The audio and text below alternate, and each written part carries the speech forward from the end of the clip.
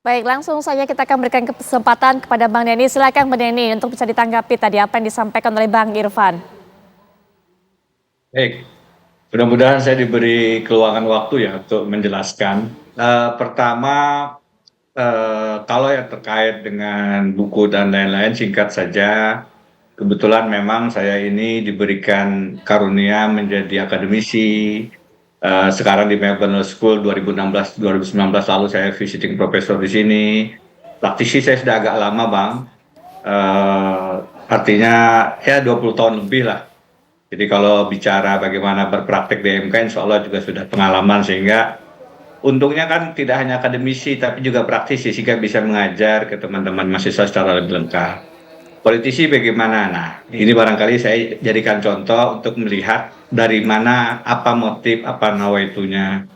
Banyak yang mengatakan ini kan hanya untuk persoalan pileg, caleg saya di, betul Bang, Dapil 2 Kalimantan Selatan, Bang Pulungan, saya di sana.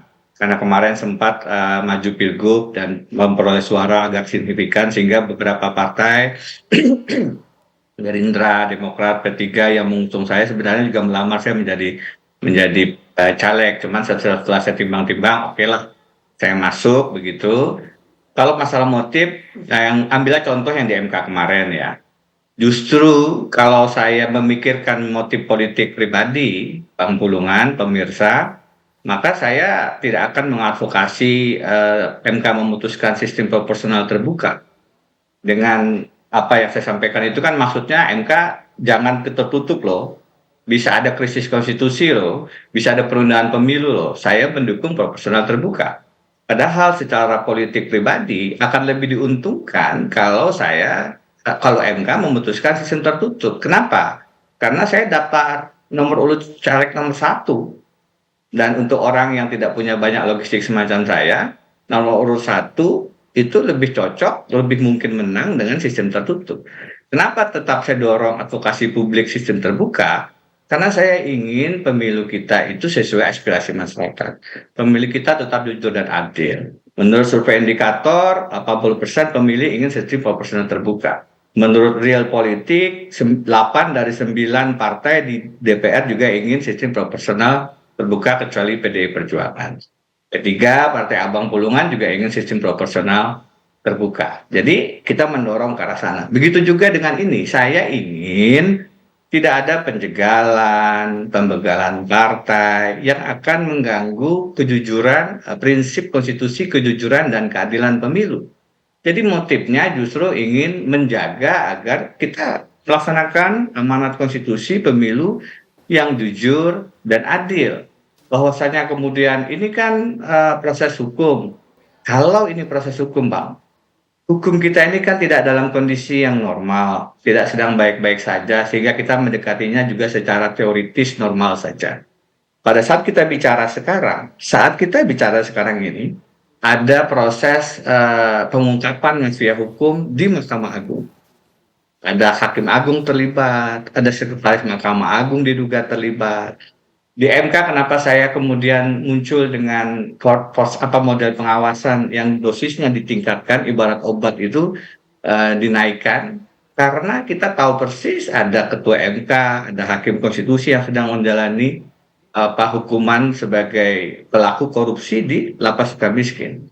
Ada persoalan etika, ada kadar pengubahan putusan dan seterusnya. Begitu juga dengan di KPK, Pak.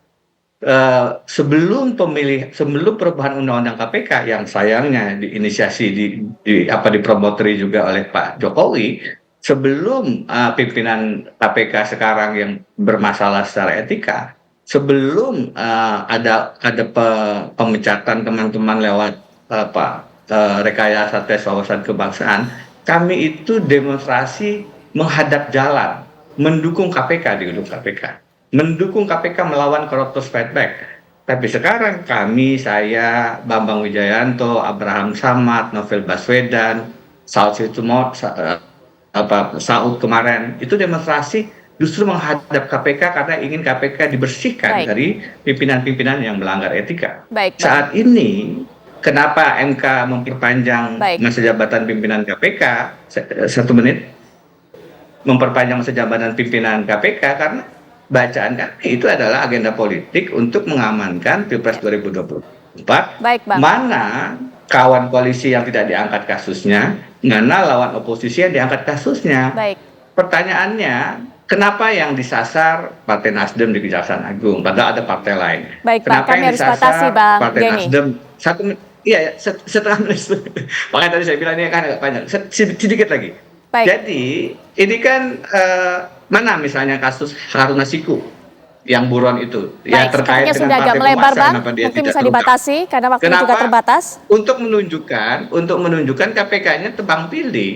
KPK-nya tidak melaksanakan proses hukum. Baik, sampai di situ Mana mungkin, Bang. laporan Ubaidillah tentang dugaan kasus korupsi anak-anak Jokowi? Tidak ada prosesnya sampai sekarang. Ya. Saya ingin katakan proses hukumnya tidak berjalan normal. Tebang pilih sesuai dengan kepentingan presiden karena sekarang KPK-nya berada di bawah ranah eksekutif. Baik, Bang. Demikian. Ya, baik. Mungkin singkat juga dari Kang Ujang.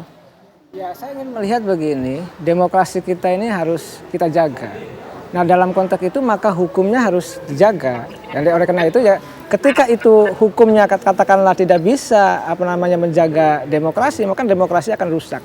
Oleh karena itu ketika kita sepakat untuk menjaga demokrasi yang bermartabat, maka hukumnya memang harus berkeadilan. Di situ poin saya. Jadi kalau hukumnya misalkan dimainkan ini menjadi persoalan. Baik, singkat. Nah, Bang Irfan juga mungkin penutup singkat, Bang Irfan, dari perbincangan ini.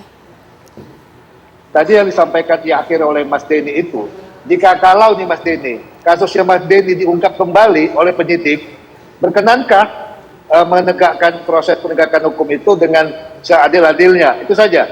Baik, ya. Jangan merasa nanti kecewa tidak dijolimi. terungkap kasusnya, saya lebih baik diam, Mbak Pulungan. Baik. Mbak, Bang dengan Denny. mengungkap Oke, semacam ini, artinya- saya berisiko. Artinya kan tadi Ya, baik. Bang Denny terima kasih, Bang Irfan terima kasih juga, Kang Ujang juga terima kasih.